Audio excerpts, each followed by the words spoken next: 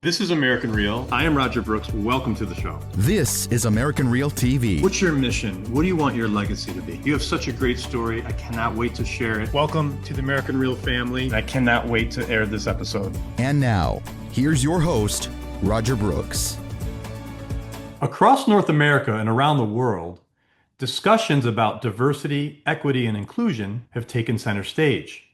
From political debates over inclusive education and systemic racism, to controversies around corporate DEI programs being scaled back or cut entirely, there's a growing tension between those who want progress and those who push back against it. But beyond the headlines are real people, leaders, advocates, and bridge builders who are doing the deep, often uncomfortable work of creating lasting change. And one of those leaders is my guest today, Cam Stewart. Cam is a recognized authority in diversity, inclusion, and human rights, with over 25 years of experience spanning law enforcement, public service, and grassroots advocacy. His work has earned him numerous accolades, including the YMCA Peace Medal, the Queen's Platinum Jubilee Medal, and a Blackfoot name, Mikotsapinukum, meaning Red Morning, an honor given for his contributions to Indigenous equity and reconciliation. He's the president of Kanata Intercultural, board president of StopHateAB, and chair of the Rotary District 5360 Indigenous Relations Committee.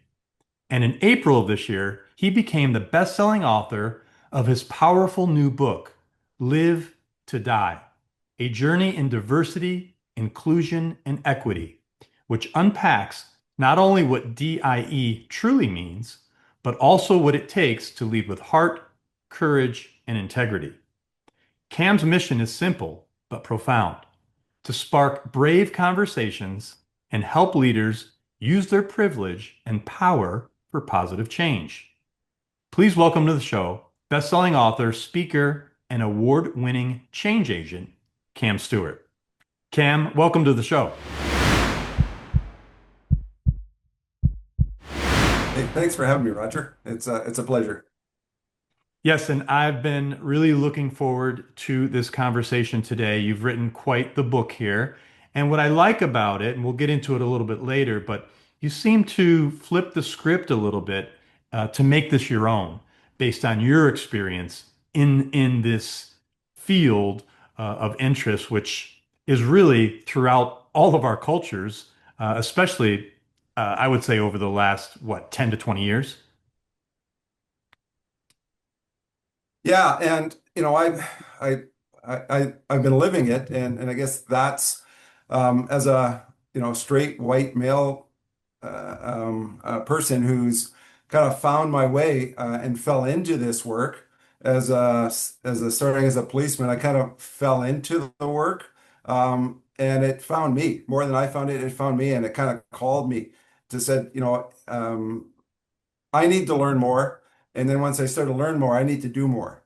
And so, yeah, I wasn't intending on ever writing a book, but as you mentioned, Roger, as it got to be polarizing, I said, there are good people that want to learn more, that want to say more, that want to stand up, and maybe don't have the skills or the right words, or the opportunity. And I'm hoping to open that conversation up in a different way, and then it's being explored on many different fronts by many different people. And it's not that they're wrong, but I just thought, maybe now is the time to talk about it in a different way, to bring people back to the table, because I really think people in North America and in Europe really want to have this conversation, but just don't know how, or want to learn, and are maybe afraid.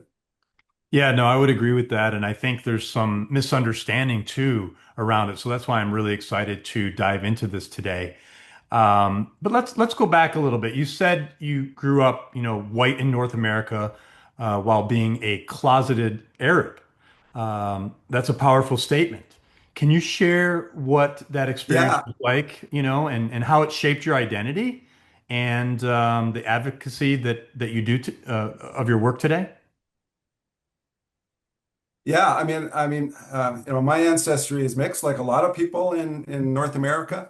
Part of my family originated from Ireland, and part of it originated from Lebanon and Syria, on my mother's side. And when my parents separated, like that happens a lot, my mother raised me, and I was raised in an Arab culture, in an Arab family. I always say I was the white sheep in the family because everyone around me, I have the long nose, but everyone else is a little bit more swarthy than I was. But I embraced the culture. I was raised by my grandma and my grandpa, my Siti and my papa, Siti and Situ. And I was raised in that culture and identified as an Arab Canadian, and was very proud of it. And it wasn't until and I showcased it, I cooked, and I was very, I wore it on my sleeve. And it wasn't until I became a police officer, and in my first, almost in my first shift, my field training officer made a derogatory comment about lebs in the community, and all of a sudden, let's meet. And I realized it wasn't safe for me to talk about for my career and maybe otherwise, to talk around about my identity. And so I had to kind of keep it into me. I didn't share it outside of a few close friends. I didn't share it with my colleagues in policing. If there was comments in the locker room, I had to cringe and bear it. And so it was one of those things that kind of held it in for most of my career, because it was for safety, of the job I loved serving, and what I wanted to do as a career in helping people, help people keep safe. And so, but there was a time that I started having to speak up, and also a time where I felt that I could come out as an Arab ancestry.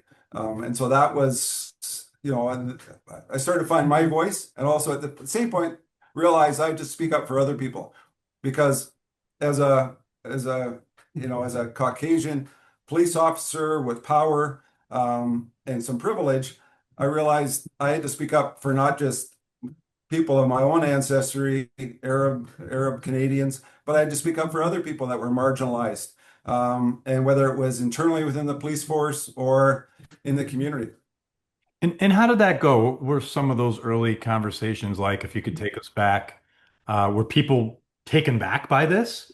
Mainly because of your appearance, I would say. Were they like, whoa, I didn't know? Or, how did that interaction go? I think it was mixed. Some people said, "Great, that's amazing. Let's talk." Especially people of minority backgrounds, whether it was minority officer, people in the immigrant or ethnocultural communities, newcomers.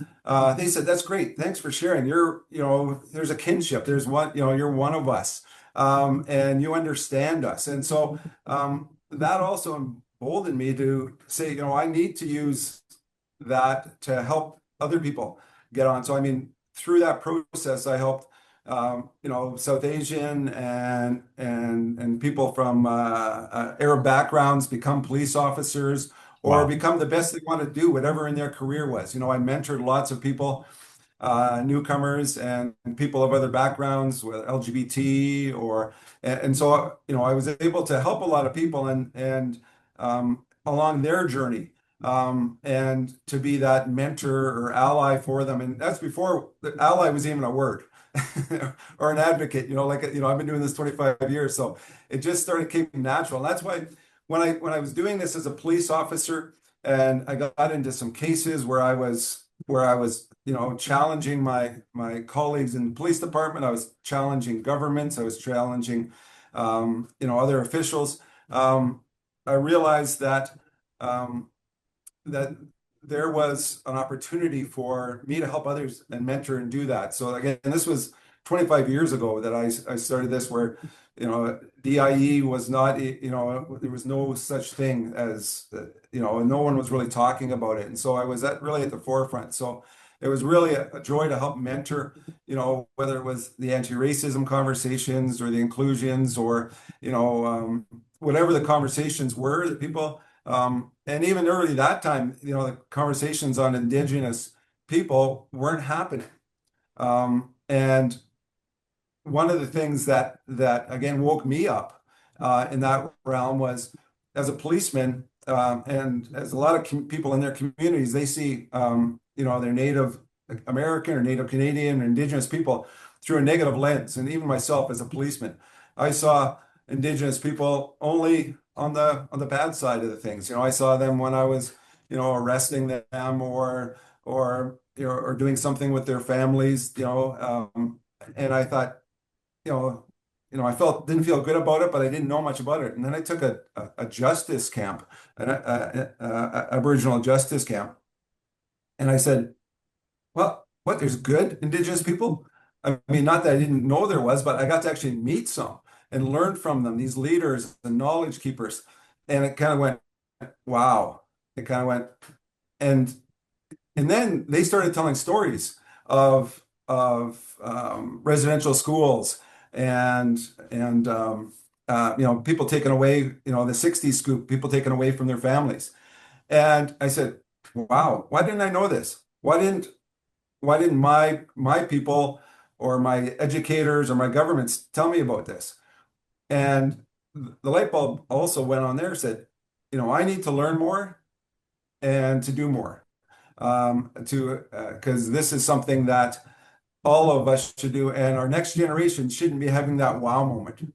It's, our next generations, our kids and grandkids, they should already have that information. They should already be working alongside our minority communities, our Indigenous communities, to help them along on their route to be successful.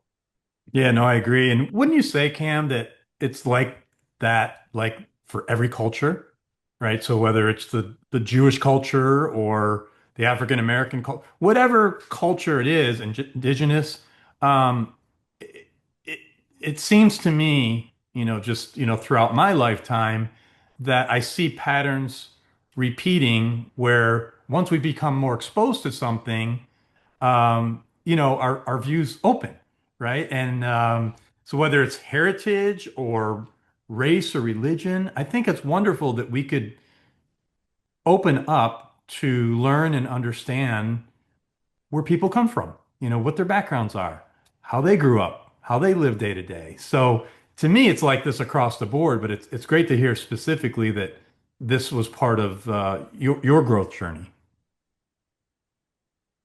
Yeah, I mean, and I was very blessed. Again, it worked out well in my learning journey, that part of one of my jobs when tail end of my police career was, I was the Middle East and South Asian liaison officer for the police department. Wow. And so I got to meet incredible people, leaders. I got to go to the mosque with the imams, and I got to pray with them and learn from them. I got to go to the synagogue and have Torah lessons with the rabbis.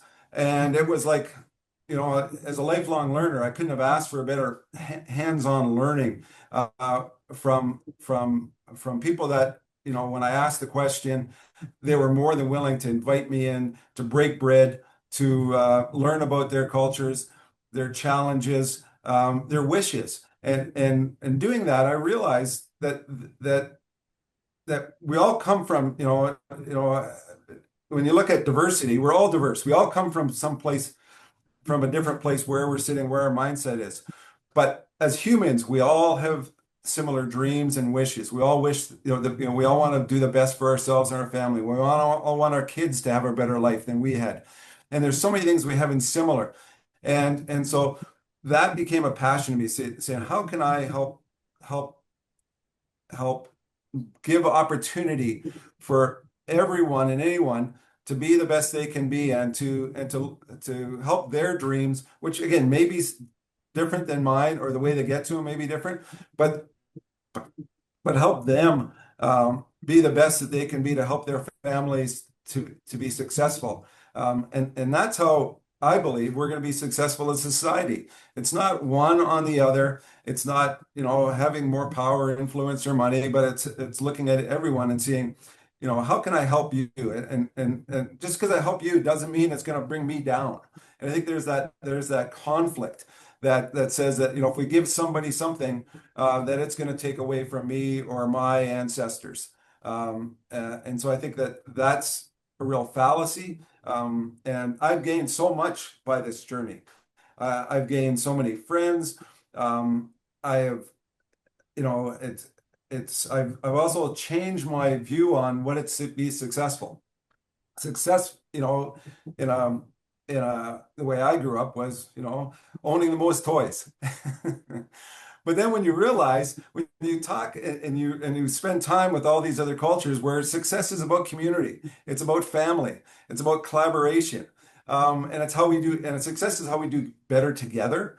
And so I am so successful, in that realm. And I think if I can help anyone on their journey, it's how to make them feel that they have helped success of not only their family, but multitudes of families. Yeah. No, and I think to your point about the next generations, the younger generations, it seems, I have kids that are, 19 and 23. So I see from their interactions, they're better than we were growing up as far as how they view the world, how they include others, how they don't really see some of the barriers that we saw. And I'm just curious if you see that in your neck of the woods in Canada.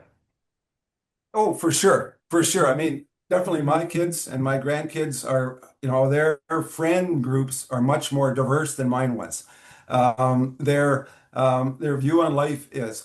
But saying that, they still have a lot of baggage. There's still society has taught them certain rules about about who they hang out with or not. Their families or their parents and grandparents have helped mold. Okay, you go into this sport or you go with this group and stay in that group, and so there's still a lot of that baggage that kind of does not support equity or inclusion. And we see it, especially in corporate culture. Corporate culture is very much, speaking of families and community, corporate culture is still very nepotistic. It looks after its own and it wants to people to look like them, act like them, be like them, because that's what made them successful. And so there is always a push of going that direction. One of the funny stories, when I was working with the Middle East community, and I brought together, and it was the first of its kind in North America, Middle East Police Advisory Committee. So I brought members of the community from different backgrounds and countries, whether it was Iraq, Iran, different Muslim sects, Jewish community, and people from different Jewish countries and origins and beliefs of faith. And so I put out a question. I said, because part of my role in policing was to see how we could get more of their communities interested in being cops. And so I said, well, how can we get you to be, help your young people, come into the police profession, law enforcement profession. And so one of the Muslim leaders said, well, there's only three things you can be in our community. One's a lawyer, a doctor, and a disappointment.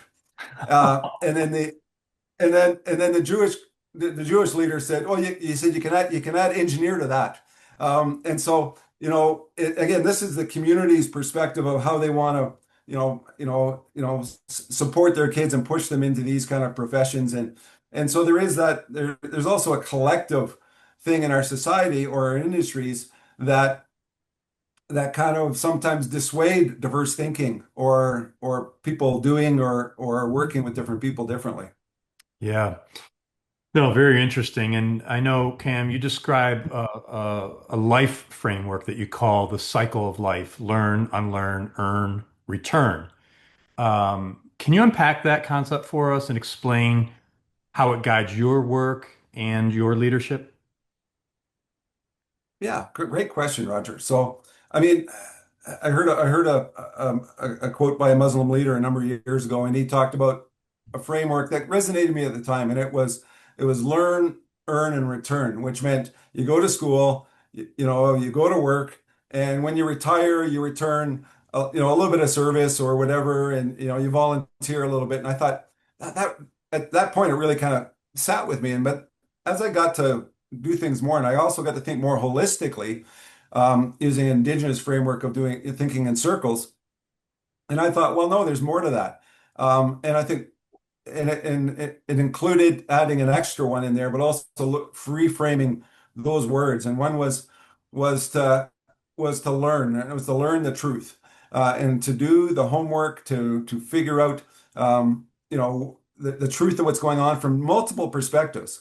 And I think that's one of the problems we're having in society now is we get our media from the left or right or from Fox News or CNN. We don't look at everyone's perspective. We don't read books as much. We don't look at videos or documentaries. And so one of it is to learn the truths from multiple perspectives. The other thing is to unlearn. And this was really powerful for me is that we've learned so many things in our life, even subconsciously. We've learned things because our parents have told us, or our teachers have told us, or our friends have told us things, but we need to unlearn some of those things because they're false. There's a lot of myths that we are holding close as our truths. And so part of that is to really kind of look at those things and unlearn those things. Because as long as we keep those as a core of our identity, we're going to be conflicted. So we need to kind of unpack some of those things. Then the other thing was to earn. And I looked at earn as earning respect. Earn respect of your community, of your family. And it takes work to do that. And respect for yourself. Look at yourself in the mirror every day and say, am I proud of what I've done, what I've said, at my actions? And so earn the respect. And then lastly, it's returning. And it's returning back to the community. It's returning that knowledge. It's volunteering. It's helping your own family and returning. A lot of people as leaders, they say, okay, well, I'm leading in the community. I'm leading in my business, or I'm doing diversity, inclusion, equity in my business, but they're not doing it at home. Hmm. They're not doing it in their community groups, their Rotary clubs or their kinsmen clubs. And so to take that and return it back, return those learnings back. And then again, it's not an end game. Then you go back and you learn, earn, and return. And so it's something it's a way of life. It's not a one and done. Yeah, and out of that, I mean, what I took from it, I think the unlearning part is really hard for a lot of people. Wondering if you agree with that, and um, how you see that in the workforce, in the communities. Is unlearning a hard concept for a lot of people to grasp? It is. It is. It is. But I think and many other people that facilitate conversations and change management um, use a term instead of talking about having safe spaces and safe conversations, but having brave spaces and brave conversations. And part of that means um, to speak your truths, but also to listen to other people's truths and to listen and not shut them down when they're talking. And I think that is really important because and I've been a facilitator teacher for 30 odd years now, and you can see people shutting down at certain, I see the arms crossed, the body language, and you can kind of see them shut down. I think that does real disservice to their learning. And I think if people can open up and say, okay, I'm going to learn something here. I may not take it all in. I may take a bit of it in, but I'm going to take that in and put it in my backpack. I mean, my journey on this whole thing, even in diversity, was when I was the last person.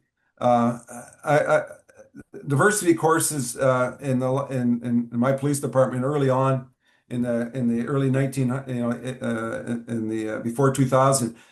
They were mandated. You have to take them, and I was busy being a cop. I was being arresting people, investigating, and I was having a lot of fun and doing a great job at it. But so I was the last person I was the last person sitting at the back row of the diversity course. But I said, well, while I'm here, I'm going to listen. I'm going to learn, and I'm going to put things in my backpack. I'm not just going to discard them. And I'm so glad I did because I was able to unpack those things over time. And I think that that's what we have to do is we have to be brave enough to know what we don't know and to save those things and go back to those things. Says, yeah, I remember she said that, or I remember this stat, and that conflicted with what I believed in. But I'm gonna investigate more, and I think that learning unlearning is kind of back and forth because I think as you're unlearning, you've got to fill it with new knowledge. One of the things that I've helped facilitate and draft is some myth busting workshops. Um, because a lot of times when I'll go into a workplace or a service organization and talk about Indigenous issues, I'll say, "What do you know about this about the Indigenous community?" And half of the time they'll get the myth they'll have the wrong interpretation of the myth. They won't have heard all the facts that have led them to believe the negative feelings they have about the Indigenous community. But when I tell them, well, here's yeah, part of that myth is true, but here's the whole thing. And all of a sudden they say, I didn't realize that. No one told me the whole story. And I think that that's where learning comes in, because in every myth or with everything people believe, there is always an ounce of truth in it, but people maybe haven't dived in deep enough. Yeah, and speaking of the Indigenous community, tell us how you're gifted the Blackfoot name. Like, where does that come from? How did that all come to be? Yeah, it was such an honor, and it was totally unexpected. I mean, I mentioned how I kind of got into learning about Indigenous community and said, well, I've got to go in deeper than just say, okay, I've taken the course, I've got this certificate, now I'm going to go home. And so I made it a point that any opportunity I had to lead an organization or volunteer or join an organization, I'm gonna learn more. And if they don't have an Indigenous somebody doing Indigenous work, I'm going to step in and start doing that work and start learning the community and representing them. So when I and so after I took that course in policing, a couple years later, I ended up working or volunteering at several nonprofits and leading their boards. And then I also joined the Alberta Human Rights Commission and said I'll take on the Indigenous, even as a white guy, I'll take on the outreach for the Indigenous within the Indigenous community. And so in doing that, I worked with the communities for 15, 20 years. Um, and I and I was not just a fly on the wall. I went to meetings, I offered my services, I volunteered off duties, and I just spent a lot of time. And through that time, the community acknowledged me in many ways. I received an eagle feather from Elder Doreen Spence, which was really powerful. It was in a community event, and I thought to myself, of all the other awards, you mentioned some of the awards of all the other awards, the plastic or the metal, the glass awards, this means so much to me because it's not just a calling of what I've done, but it as being having a brave person and giving the feather, it meant for me to continue that journey. And so, okay, I can't stop now. So I continued working and sitting on committees and being the sole, in a lot of cases, the sole white person, let alone the sole white male. I was accepted into the community, and so at a big round dance event in 2019, I think it was, or 2020.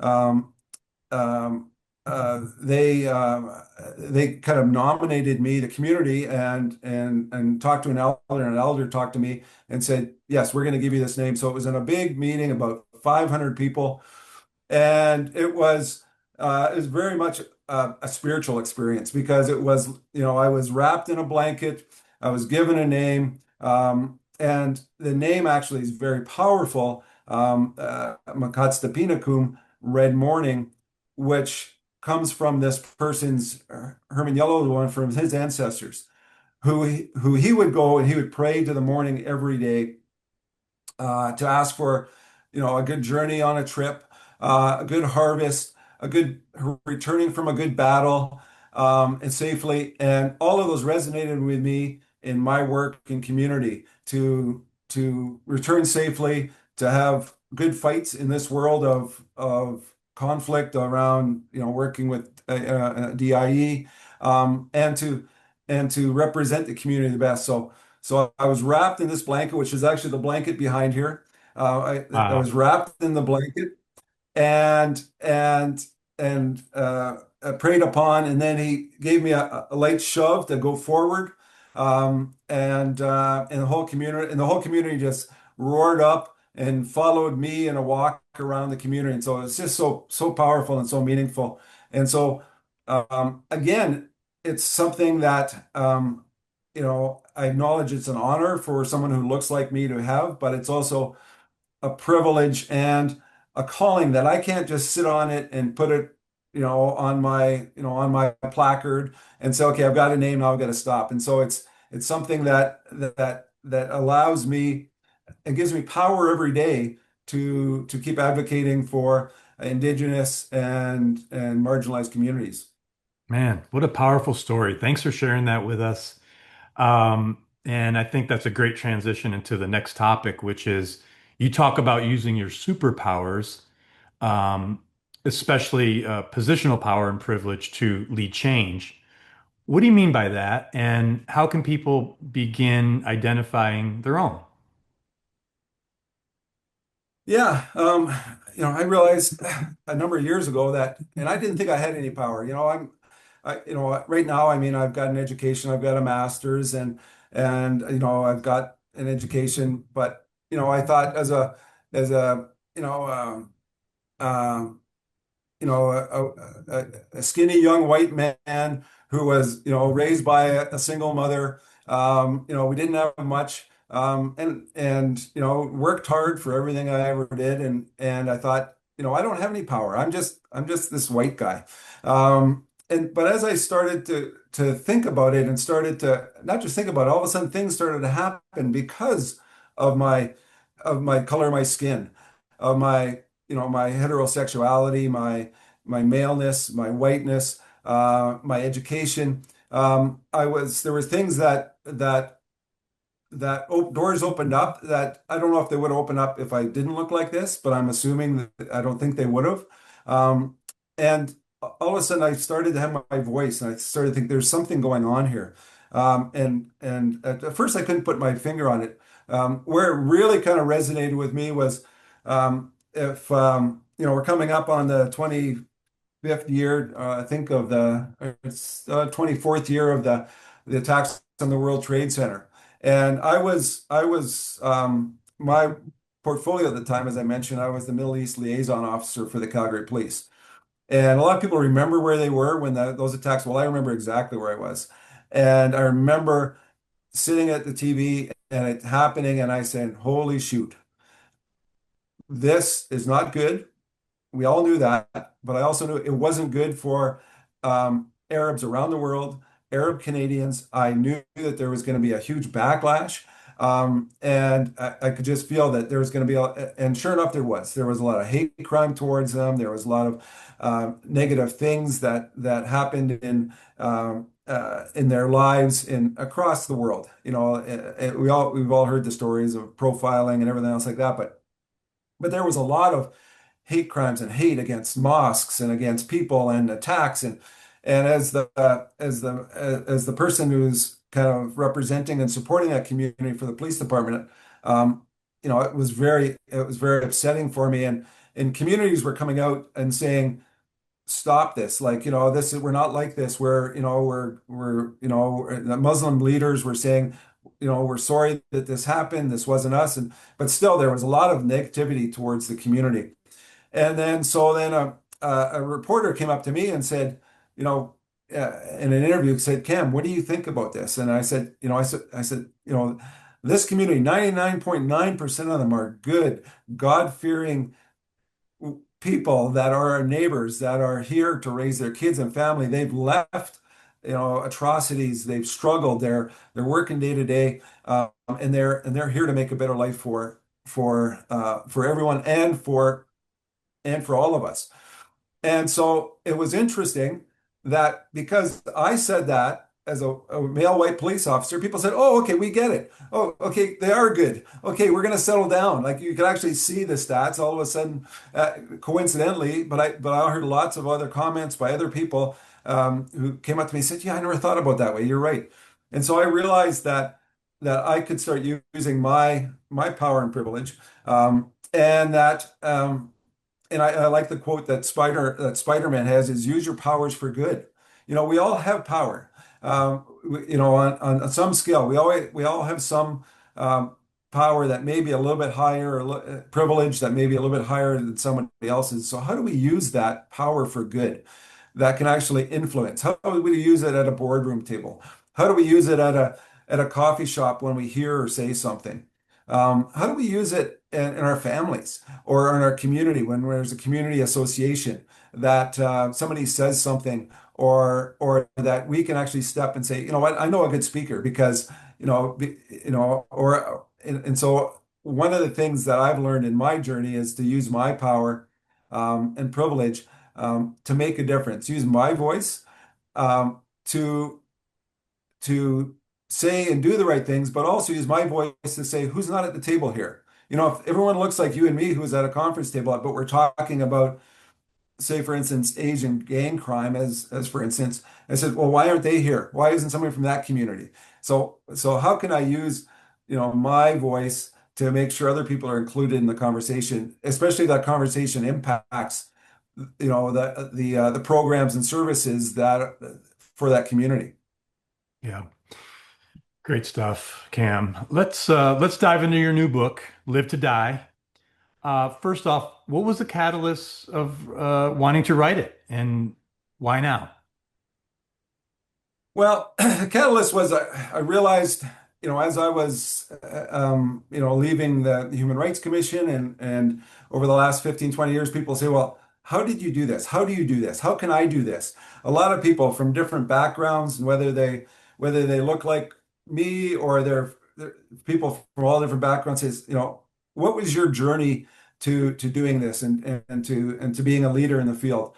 And so I thought, and I do mentor a lot of people and I do give workshops on this. And so I help a lot of people along the way. But I thought there's got to be a different way. And maybe it's through writing my story.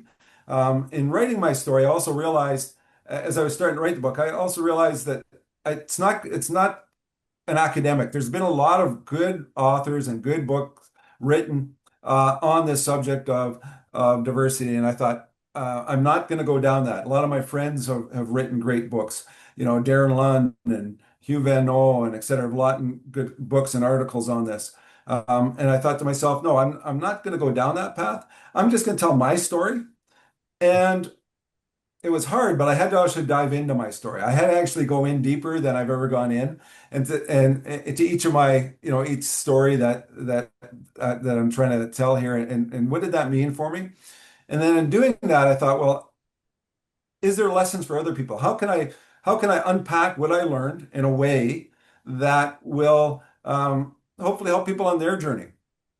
And so in the process of doing that, I two things. I came up with two acronyms, and it just kind of happened by chance. And so one was, in the title "Live to Die: A Journey in Diversity, Inclusion, Equity." One was because those words, diversity, inclusion, equity, they're so toxic, as we know in what's happening in both sides of our border.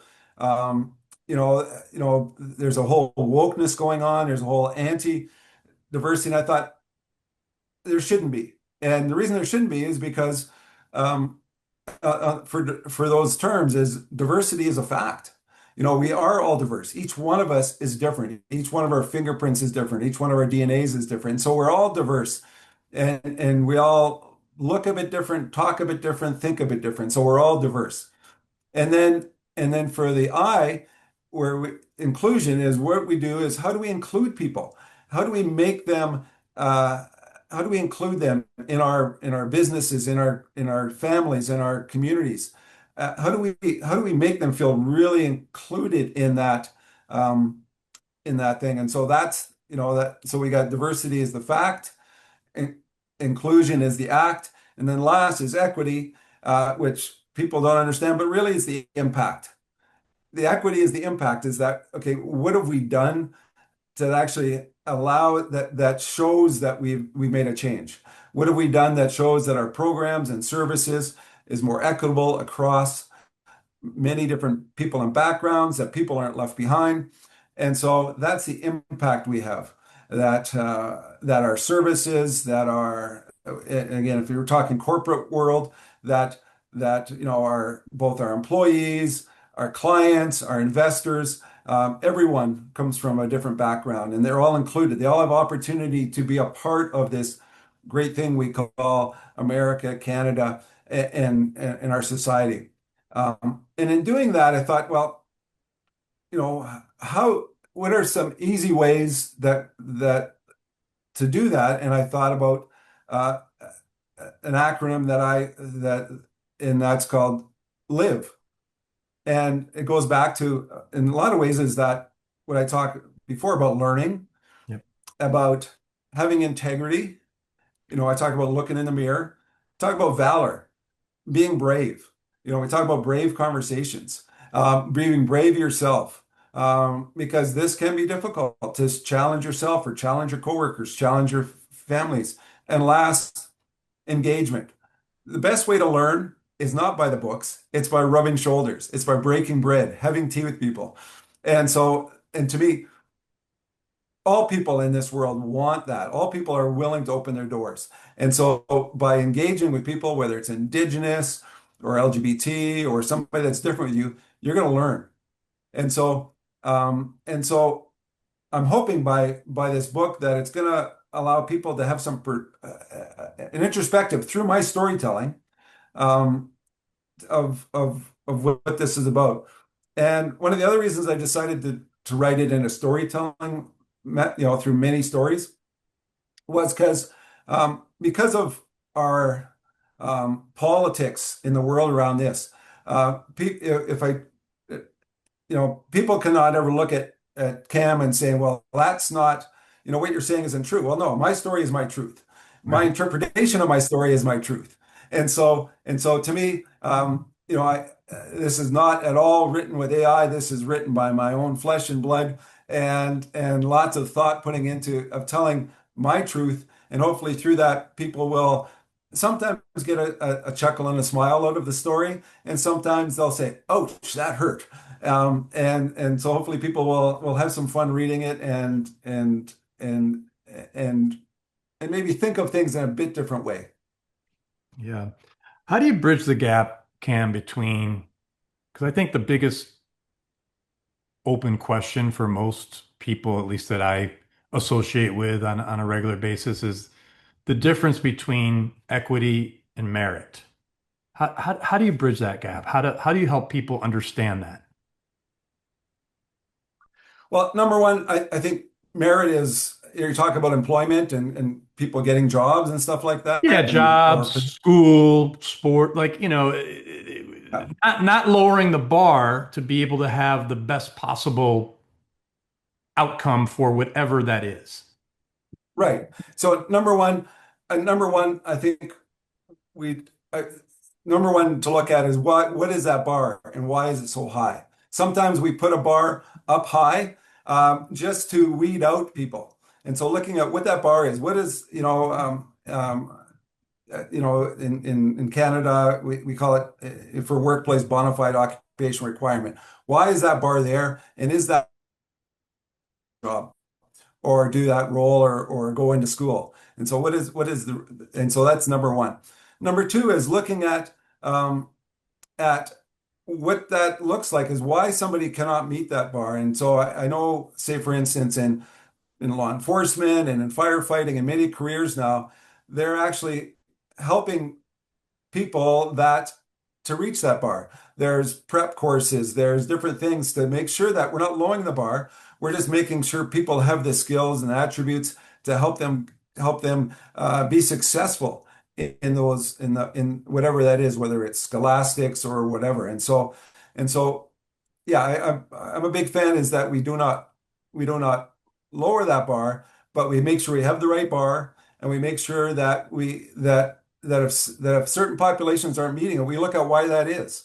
And if it's some tutoring, educational requirements, that we help them get there. One of the things I've learned is in doing this, in no matter what, whether it's scholastics or workplace, is mentoring.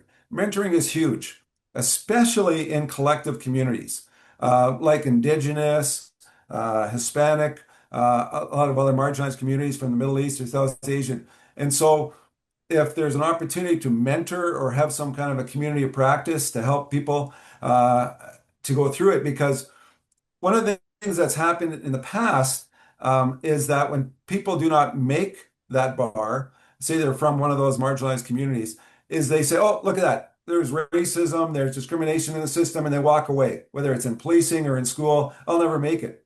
But if there's some mentorship in place where somebody can, and mentorship helps everyone, but particularly in collective communities, but if there's some mentorship in place that says, either from a colleague or someone who's in that industry says, no, try again, but here, try it this way, try it that way. That bar is attainable, and helping them, because there's a real thing in most communities of losing face. And I would say in our community, people that look like us, there's not as much negativity of losing face. Well, if I don't make it, I'm going to try harder.